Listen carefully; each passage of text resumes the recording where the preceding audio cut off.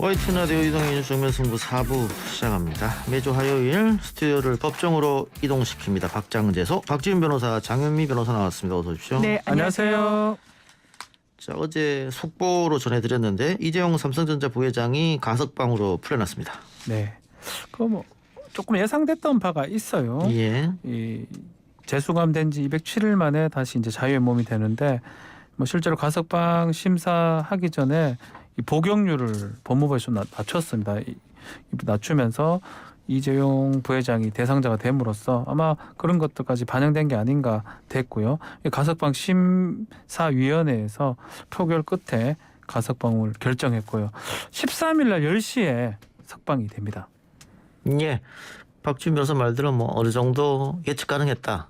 그런데 뭐 법무부로서는 또 명분이 있어야 되니까. 네. 그렇습니다. 박 장관이 밝힌 명분은 뭡니까? 일단 박범계 법무부 장관이 어제 기자회견을 자처해서 그 원론적인 입장을 내놨습니다.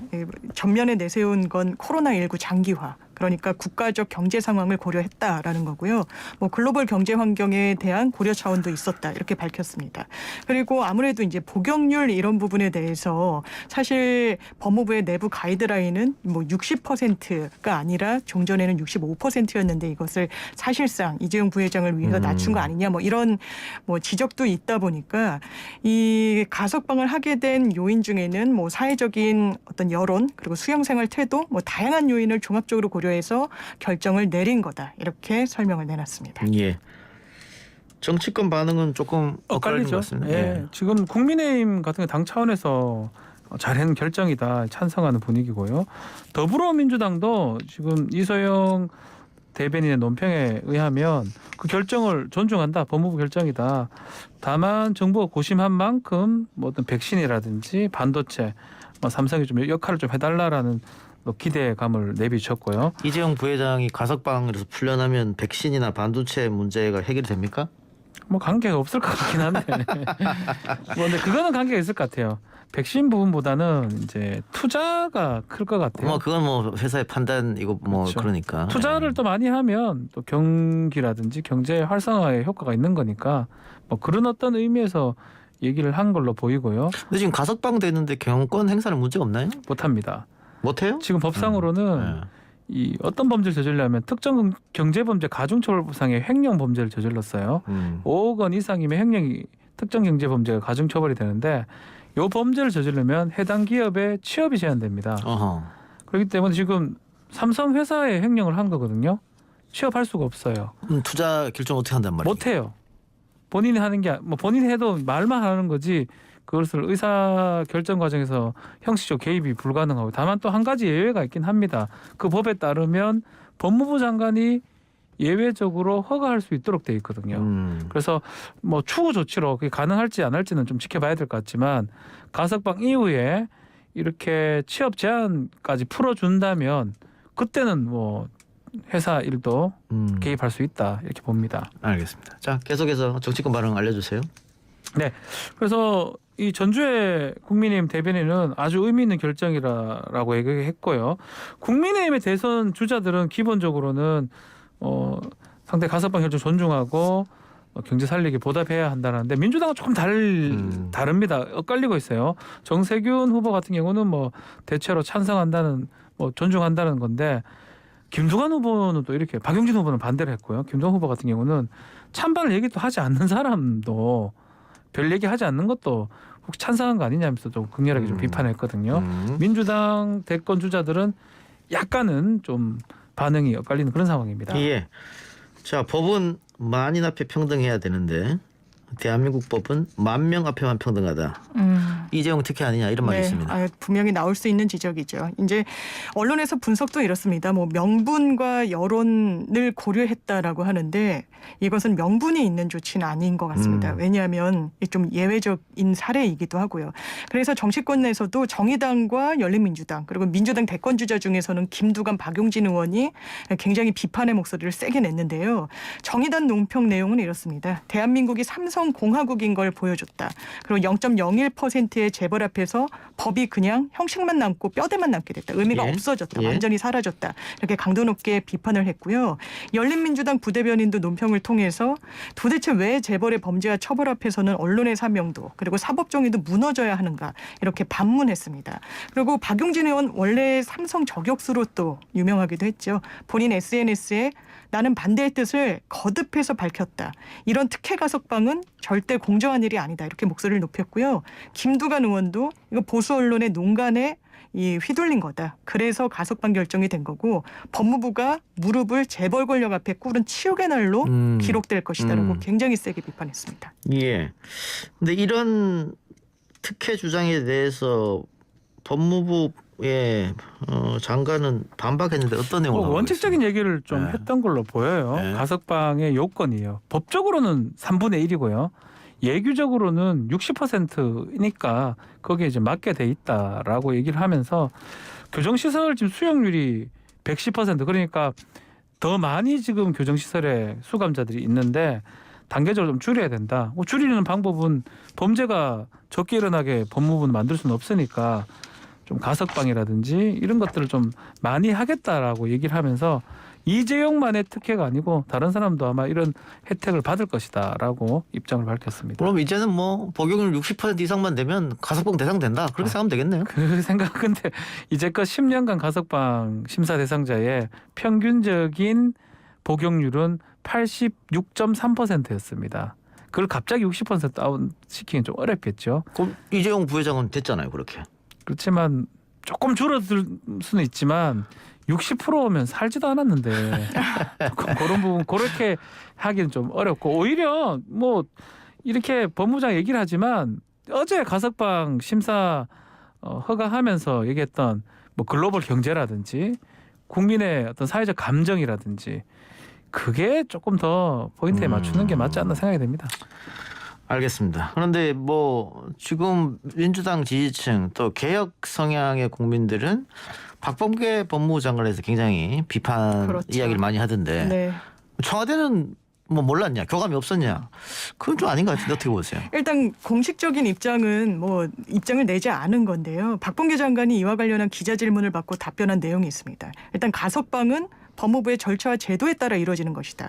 그러니까 청와대의 사전 조율과 관련한 뭐 의혹 이런 부분은 부인을 한 건데 사실상 이런 재벌 그리고 또 국정농단과 관련해서 수감이 됐던 사람과 관련해서 가석방을 하면서 당정청에 어떤 의견 조율이 없었다라는 것은 사실 있을 수도 없는 일이고 이것은 사실상 국민들이 너무나 이제 코로나로 경제도 어렵고 하니까 뭔가 하나의 타겟책으로 이걸 지지했기 때문에 가능했던 것이지 이런 부분에 대해서는 또 정치적인 책임을 좀 최소화하기 위해서 사면이란 또 선택지는 선택하지 않은 것 같습니다. 그렇죠. 예. 바로 그렇다면 대통령의 책임론이 불거질 수도 있고 반대하는 여론은 바로 대통령을 향할 것이기 때문에 어떤 중간 지점에서 수감에서는 좀 풀어주되 대통령 책임은 정치적으로 최소화할 수 있는 어떤 가석방이란 선택지를 선택한 게 아닌가 이런 생각됩니다. 뭐 그렇기 때문에 민주당도 적극적으로 존중한다. 뭐 그런 논평이 나왔겠죠. 그런 것 같습니다. 그렇죠. 알겠습니다. 두 분은 법률가로서 어떻게 보십니까? 가석방 결정. 저는 뭐 법 앞에서 평등이라도 아주 단순하지만 아주 중요한 원칙이죠. 뭐 지금 박범계 장관이 얘기했던 것처럼 이제 한 60% 살면 어지간하면 다 봐줄 수 있으면 뭐 그렇다면 큰 문제가 없는데 아마 그렇게 되진 않을 것 같습니다. 앞으로도 80% 이상 있어야지만이 가석방이 가능하다면 또 이유 중에 이 가석방은 딱 그것만 보면 돼요. 재범의 위험성이 있는지 사회의 가능성이 있는지 굳이 감옥에 있어야 되는지 그거 말고 지금 국제 경쟁력을 여기 왜 따집니까? 가석방 하는데 그걸 했다는 거는 좀 이해를 할 수가 없고요. 예. 법리적으로도 예. 마찬가지고 또 이 촛불 어떤 혁명의 어떤 결과가 이 구속이라고 볼 수 있는 거거든요. 예. 박근혜는 지금 감옥에 있는 상황이잖아요. 그런 거하고는 맥락이 좀 맞지 않다. 아직 많은 여론의 어떤 동의를 못 받은 게 아닌가 예. 저는 그런 생각이 좀 많이 듭니다. 예, 사실 뭐 재벌 봐주기라는 비판에서는 자유로울 수는 없어 보입니다. 왜냐하면 뭐 가석방에서도 다소 특혜를 받은 것은 사실이라고 봐야 될 것 같고요. 또 재벌이기 때문에 국가 경제를 견인하는 역할을 담당하고 있다는 이유로 양형, 그러니까 재판 과정 중에서도 사실상 이 형량을 선고받는 데 있어서 특혜를 받는 것도 분명히 있습니다. 그렇기 때문에 이게 이중으로 어떤 특혜를 누리는 거 아니냐라는 비판이 있고, 법률적으로는 박지원 변호사님 말씀하신 것처럼 만인에게 동일한 잣대를 들이댄다면 아마 가석방될 수 있었을 것인가라는 의문이 제기되지만, 그와 반대로 또 뭐 정무적인 영역을 한번 본다면, 그렇다면 어떤 국민적인 여론과 뒷받침이 형성된 이 상황에, 그리고 정권 말기에 뭔가 통합 차원에서 그리고 경제 활성의 하나의 타겟책을 제시한다는 측면에서 상징적으로 이런 가석방 조치를 한 부분은 뭐 일견 납득되는 부분도 있다, 이렇게 판단됩니다. 알겠습니다. 전체적으로 보면 뭐 두 분 부정적인 입장이었었는데, 지금 뭐 가석방 되기 전에 우리 언론이 쓰는 방향도 풀어줘야 된다 그런 식으로 썼고, 가석방 되고 나서도 환영한다 이렇게 언론, 네. 우리 언론은 다 그렇게 사고 있던데, YTN 이동희 뉴스 정면 승부는 그렇지 않다. 네. 뭐 언론이 다 그런 건 아니고요. 또 국민들도 여론조사를 해보면 한 70-80%긴 한데요. 그것도 언론의 영향이 좀 크다고 봐야 되지 않을까 생각이 듭니다. 언론 영향이 크죠. 그걸 네. 보고 판단을 하는 거거든요. 그렇죠. 그렇죠. 언론의 100%는 아닙니다. YTN의 이동희의 정면 승부를 비롯한 아닌 언론도 분명히 한 10에서 20% 있거든요. 저 말고 다른 데 이야기해 보세요. M본부도 뭐 그런 방송이 그랬어요? 있고요. 또 신문사 중에도 그런 데가 있는 걸로 제가 알고 있습니다. 알겠습니다. 네. 자, 가석방 어쨌든 뭐 결정이 났고 13일이죠? 네, 13일 날 10시에 석방이 되니까 이제 집으로 돌아가고요. 이제 문제는 그 다음 주부터 재판은 계속 가야 돼요. 저기 경영권 승계, 불법 승계 부분 재판은 거의 매주 1회 2회 열리거든요. 예. 법정에는 계속 갈 걸로 생각이 듭니다. 그 삼성바이오 문제죠, 그게. 그렇죠. 바이오 그렇죠. 사건이죠. 예, 지금 재판에 계류돼 있는 게 이재용 전 부회장이 삼성바이오 건하고 프로포폴. 그렇습니다. 두 건이 있습니다. 근데 뭐 프로포폴 건이야 뭐 그걸로 뭐 인신을 구속시키지는 않을 테니까. 네. 그러면 삼성 측에서는 삼성바이오 결과가 어떻게 나느냐 거기에 관심 집중돼 있겠네요. 아무래도 또 인신이 구속될 수 있는 사안은 아무래도 엄중한 그 회계부정 사건이기 때문에 이 부분도 정말 대응을 철저하게 할 걸로는 보입니다. 그 결과는 언제쯤 나옵니까? 이게 아마 올해 안으로는 끝나기가 어려울 것으로 보이고, 증인도 지금 뭐 한두 명 정도만 신문이 맞춰진 상황이라고 하는데 굉장히 많은 증인 신문 절차가 남아 있어서 아마 내년 상반기까지는 가야 되지 않을까, 이렇게 전망되고 있습니다. 근데 지금 관련자들이 구속된 사람도 있잖아요. 네. 그렇죠. 근데 지금 삼성의 전략, 이재용 부회장의 전략은 밑에 직원들이 알아서 했지. 그렇죠. 예. 나는 몰랐다. 이거잖아요. 첫 번째 그렇습니다. 방법은 범죄가 아니다라고 주장을 하고 있고요. 자본시장부 위반이 아니다라고 주장하고 있고, 설사 그게 위반이 맞다고 하더라도 이재용 부회장이 그것에 대해서 몰랐다. 그렇기 때문에 지시한 바가 없다라는 식의 주장을 지금 하고 있는 것으로 보입니다. 그 재판부가 받아들일 확률이, 그런 주장을 받아들일 확률이 있다고 보십니까? 저는 첫 번째도 쉽지가 않아요. 첫 번째도 증인들이 많이 나오지만 상당히 어려운 회계라든지 이런 게 지금 걸려 있습니다. 국제 회계 기준이라든지 또 국내 회계 기준도 마찬가지고요. 거기도 아주 까다로운 판단이 예상이 되고요. 설사 거기서 이게 시세 조정이나 뭐 문제가 됐다라고 판단한다 하더라도 이재용 부회장하고 연결고리를 또 찾는 것도 쉽지는 않을 것 같아요. 그래서 삼성 입장, 또 이재용 부회장 입장에서는, 그 변호인 측에서는 그 약한 고리를 끝까지 물고 늘어질 것이라고 생각이 듭니다. 예. 알겠습니다. 지난 5월에 출범한 세월호 특검, 오늘 수사 결과 발표했어요? 그렇습니다. 이제 3개월에 걸쳐서 이 수사를 진행하다가 특검까지 꾸려졌는데, 결론적으로 말씀드리면 일단 증거 없고 혐의 없다라는 겁니다. 오늘 이제 오후 3시에 서울지방변호사에서 특검이 기자회견을 열고 증거 조작 의혹 수사와 관련해서 이제 결정을 내린 건데요. 뒷받침할 만한 증거랑 범죄 혐의는 발견하지 못했다. 그래서 공소 제기를 하지 않기로 있다라고 했는데 일단 이 특검이 이번에 3개월 동안 들여다봤던 내역은 세월호 CCTV 데이터가 조작됐다는 의혹이 세월호 참사 특별조사위원회에서 제기됐던 바가 있습니다. 그래서 이 의혹이 사실인지 여부 그리고 해군과 해양경찰이 세월호 DVR은 뭐 쉽게 말하면 블랙박스라고 생각하면 됩니다. CCTV 영상들이 저장돼 있는 그 장치인데 이것을 일부러 수거하고 바꿔치기에 따른 그런 의혹 그리고 이 지금 말씀드린 DVR 관련해서 청와대와 정부의 대응이 적절했는지 이게 범죄 의혹까지 있는 부분은 없었는지를 들여다봤는데 기소까지는 어렵다는 게 오늘 결론이었습니다. 그러니까 여러 가지 의혹이 제기됐는데 기소할 수 있는 증거가 없다 이 말이잖아요. 결론적으로는. 그렇죠. 또 하나하나 좀 살펴봅시다. 일단 장윤 변호사 잠깐 언급했습니다만 DVR 바꿔치기. 네. 뭐 역시 바꿔쳤다고 하는 증거가 없다 이 말이죠. 이게 사실은 DVR 바꿔치기 의혹을 했던 게 사참위 그러니까 사회적 참사 특별조사위원회에서 의혹 제기를 했던 거거든요. 그 당시만 해도 2019년인데요. 해군이 수거했다는 DVR하고 검찰 확보 DVR이 달라가지고 바꿔치기 한 게 아니냐. 또 해군이 DVR을 확보해 놓고도 뒤늦게 수거하는 장면 이거 조작한 거 아니냐라는 의심이 있었고 아마 그 의심에 대한 상당한 증거들을 좀 확보하려고 했던 걸로 보입니다. 그러니까 사참위에서는 네. 뭐 DVR을 해군이 확보해 놓고 나중에 네. 다시 확보하는 척 연습하면서 했잖아요. 시간차가 보여줬다는 있었다는 거죠. 거죠. 그러니까 이건 조작이다. 이상하다. 예. 그래서 특검에 의뢰했는데 특검은 증거가 없다 이렇게 그렇죠. 얘기합니다. 왜냐하면 증거가 아주 옛날이에요. 2014년 6월 20일 이전입니다. 그렇기 때문에 수거됐다고 볼 만한 증거를 찾지 못했다라고 해서 불기소 결정을 한 것입니다. 예. 또 CCTV 조작 의혹도 역시 증거 없다. 그렇습니다. 이 CCTV 의혹은 뭐냐면요. 이것도 사회적 참사 특별조사위에서 문제 제기를 한 부분인데 세월호 내에 있었던 CCTV가 복원 데이터에서 조작 흔적이 발견됐다. 이게 원래 원 영상의 덮어쓰기 방식으로 다른 영상이 가공됐다, 조작됐다 이런 의혹 제기를 한 건데요.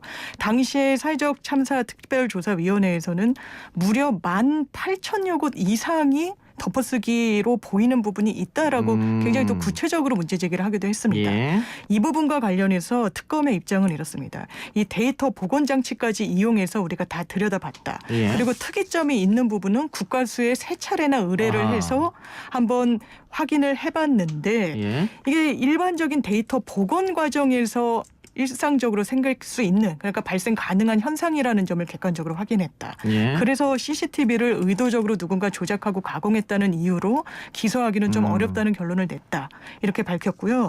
또 아까 말씀드린 청와대랑 정부 대응 적절했느냐. 이 부분 대통령 기록물과 해군 그리고 해경 통신 자료를 포함한 전반 자료를 검토한 결과 범죄 혐의점은 찾지 못했다. 이런 입장 내놨습니다. 그러니까 이게 세월호 CCTV를 복원했더니 네. 강남 스타일 노래가 나오고 뭐 그렇죠. 1박 2일 뭐 그 예능이 나오고 그렇죠. 이거는 뭔가 고의로 한 거 아니냐 뭐 그런 얘기였는데 역시 특검은 거기에 대해서 국가수사도 의뢰했는데 그런 거 없다. 네. 뭐 이런 결론이네요. 알겠습니다. 자 그러면 특검이 사실은 9번째거든요. 네. 세월호 진실을 그렇습니다. 밝히기 위한 9번째 특검도 이렇게 아무런 성과 없이 끝났다. 어떻게 되는 겁니까? 그러니까 지금 특검을 이렇게 계속 반복합니다. 조사를 재조사를 계속 하고 있는데 뭔가 드러나는 게 하나도 없어요. 예. 거의 다 원점. 결국은 시작 자체가 바람직하지 못했다. 뭐 왜 표현하냐면 제대로 안 됐다라는 말을 저희가 애들로서 표현하는데 그걸 뭐 제가 조작했다는 말은 절대 아닙니다. 그러다 보니까 시간이 흐를수록 증거는 없어지고 힘들어지거든요. 근데 사실은 계속적으로 의문점이 남아있기 때문에 조사나 이런 것들이 반복되는 거고 아마 만족하는 결과라든지 이런 것들을 얻기에는 많은 시간이 좀 흐른 상황이 아닌가 그렇게 보입니다. 아니 그러니까 뭐 지금 각 기관에서 9번이나 했는데도 결론을 못 냈다. 그런데 그러면 세월호는 왜 그렇게 됐느냐? 네. 모르잖아요 아무도. 그런 의문이 끊임없이 제기될 수밖에 없고 이게 워낙에 정말 안타까운 참사였기 때문에 이 부분이 또 초기에 제대로 매듭도 제대로 지어지지 않았고 의혹이 해소가 되지 않았기 때문에 정말 이 국면까지 온 것 같습니다. 다만 이제 특검은 우리는 증거가 가리키는 대로 가면 진실에 도달할 거라고 생각했다라고 이야기를 하고 있습니다. 여러 뭐 국가수에 의뢰를 한다든지 뭐 객관적인 기기 등에 의존을 해서 또 뭐 자료들을 분석한 부분도 있는 것 같습니다. 다만 이제 특검 절차가 완전히 종결이 됐다고 하더라도 검찰이 이 건을 특검의 수사 결과를 지켜보겠다는 이유에서 기소, 그러니까 조건부 기소 중지를 해놓은 상황이라 일단 공은 또 검찰로 넘어가게 됐는데 검찰이 뭔가 뾰족한 대안을 내놓을 것 같지는 않습니다. 왜냐하면 특검이 3개월 동안 수사한 그 가이드라인으로 결론을 낼 것으로 보여서 아마 유가족들이 계속해서 의혹을 품는 부분은 있지만 아마 더 객관적인 증빙, 박지훈 변호사님 말씀하신 것처럼 너무나 시간도 많이 지났고 해서 객관적인 진실에 한 걸음 더 닿는 거에는 좀 많이 미진하지 않을까라는 생각이 듭니다. 알겠습니다. 하나만 더 해보죠. 내일 정경심 교수의 항소심 선고가 있는 모양이네요. 네. 눈에 띄는 부분은 뭐 선고 연기됐다는 얘기는 없는 걸 봤을 때는 뭐 선고가 될 가능성이 높아 보이는데 눈에 띄는 거는 최근이죠. 이 조민 씨의 친구의 주장이 지금 바뀌었다. 이 부분이 있는데 이거야 아마 업무 방해죄나 허위 이 작성죄 연관성이 있습니다. 이 부분도 변경의 가능성이 있고요.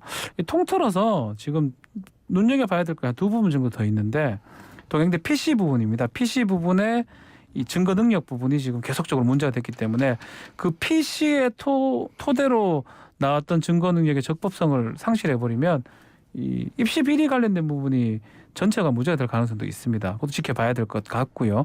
사모펀드 관련해서는 조범동 씨 사건에서 대법원에서 전체 무죄가 됐기 때문에 그 부분도 일부 지금 정경심 교수 재판에 유죄가 됐던 부분도 좀 변경될 가능성이 있지 않을까 예상을 해봅니다. 1심하고는 조금 달라질 가능성이 뭐 지금 제가 짚었던 한 3가지 정도는 눈에 띄는 부분입니다. 자, 코링크 피위와 관련된 혐의. 이거는 사실은 뭐 쌍둥이 재판이라고 불렸던 조범동 씨 그렇습니다. 재판이 최종 대법원까지 가서 네. 권력형 비리가 아니다 이런 결론이 났잖아요. 그렇습니다. 이 부분을 사실 조국종 장관도 제일 좀 문제 제기를 많이 하는 부분인데 이 사건 자체가 사모펀드에서 촉발된 측면도 있고 검찰이 이걸 권력형 비리라고 못 받고 계속 공소유지를 해왔습니다. 근데 말씀하신 대로 이 조범동 씨 확정된 대법원 판결에서 정경심 교수와의 공모관계는 인정을 하지 않았습니다. 예. 지금 코링크 피위와 관련된 가장 큰 의혹은 코링크 피위와 정경심 교수가 허위 컨설팅 계약을 맺고 이 코링크 피위 회사 돈을 빼돌렸다라는 것인데 일단 재판부는 1심에서 이거는 정경심 교수가 10억 정도를 이게 본인 돈 8억 동생 돈 2억이 들어간 건데 10억을 투자한 거다. 그렇기 때문에 이 컨설팅 계약 자체는 뭐 실질에 부합하지 않는다고 하더라도 투자에 대한 대가 명목으로 이 돈을 받는 것이라고 본인은 인지했을 것이다. 예. 따라서 횡령에 대한 고의가 없다라고 내렸고 거기에 조범동 씨도 관련해서 대법원에서 공모관계가 인정되지 않은 부분 등등으로 봤을 때 가장 이 사건이 코어라고 할 수 있는 사실 촉발하게 된 결정적 계기였던 사모펀드와 관련해서는 사실상 무죄로 1심과 같은 결론이 나지 않을까라는 전망이 좀 높습니다. 예. 자, 이 장유미 변호사 말처럼 사실 이 재판이 뭐 이 또 수사가 표창장 때문에 시작된 게 아니라 좀 사모펀드 때문에 된 거잖아요. 그렇습니다. 윤석열 예비후보 당시 검찰총장이었죠. 내가 사모펀드 수사를 해봐서 잘 아는데 사모펀드는 사기꾼들이 한 짓이다. 뭐 이걸로 시작된 거잖아요. 네. 근데 조범동 씨 재판에서 1심, 2심 대법원 다 무죄. 이 건에 대해서는. 네. 그리고 1심도 일부 무죄. 2심은 아마 그 법률 전문가들은 무죄가 날 것이라고 다들 예상하던데. 보입니다. 그렇게 되면은 수사가 처음부터 사모펀드 수사는 잘못된 거 아니냐. 그렇습니다. 역으로 얘기하면 그런 결과가 나올 수도 있겠네요. 예, 그래서 이 사모펀드는 뭐 사기꾼들이나 하는 것이다라는 것은 사실 사모펀드에 대한 개념을 좀 몰이해서 근거한 게 아닌가라는 생각이 들고 아마 자기 확신을 갖고 검찰이 수사했다는 점은 부인하기 어려울 것 같습니다. 자본주의 사회인데 사모펀드가 그렇죠. 사기꾼이지 어떻게 돼? 그건 말이 안 되는 거죠. 그래서 사실은 이제 내일 재판이 되면 대법원까지 가서 뭐 바뀔 건 없을 것 같아요. 사실상 사실심에 최종 결론이 항소심이 되는 거니까 재판에 어떻게 유무죄가 되든지 간에 그 부분 있잖아요. 시작된 부분. 그 부분에 대해서는 검찰에서도 좀 입장이 좀 밝혀져야 되는 상황이 아닌가 그렇게 보입니다. 알겠습니다. 자, 두 분 말씀을 여기까지 듣고요. 지금 유튜브 보이는 라디오로 5,000분 가까이 봐주시고 계십니다. 동시간대 가장 많은 접속자 수를 기록하고 있는 방송인데 우리가 지금 여러 가지 얘기를 했죠. 이재용 전 삼성 부회장 가석방 이야기, 또 세월호 이야기, 또 정경심 교수 항소심 선고 이야기까지 했는데 댓글창은 대통령 후보 지지자들끼리 지금 싸우고 있어요. 우리에게 관심이 별로 없는 것 같아요. 재미가 없나 봐요. 아, 재미없으셨으니까. 네. 예. 이런 것도 어떻게 보면 정치 과잉 아닐까요? 네. 일단 방송에 오셔가지고 네. 방송은 듣지 않고 각 자기가 지지하는 후보들 이야기를 한다. 아무래도 정치 시즌이고 또 정치에 관심이 많으신 분들이 또 이 프로를 사랑하시니까 그런 거 아닌가. 게다가 또 내가 지지하는 후보에 대해서 안 좋은 이야기하면 가만히 있을 수 없죠. 아, 그럴 수 없죠. 예. 그러다 보니까 이렇게 되지 않나 그런 생각됩니다. 문자로 5372님께서 툭하면 재벌 봐주기로 물고 늘어지는데 노동단체들은 뭐 하나 경제에 보탬되는 것이 있습니까? 뭐 이렇게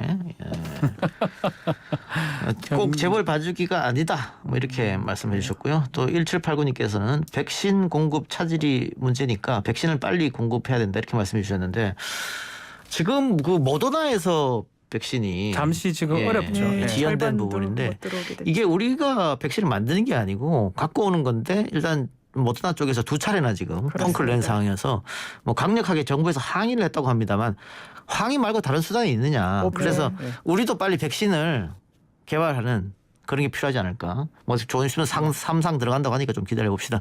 두 분 말씀 오늘 고맙습니다. 수고하셨습니다. 네, 감사합니다.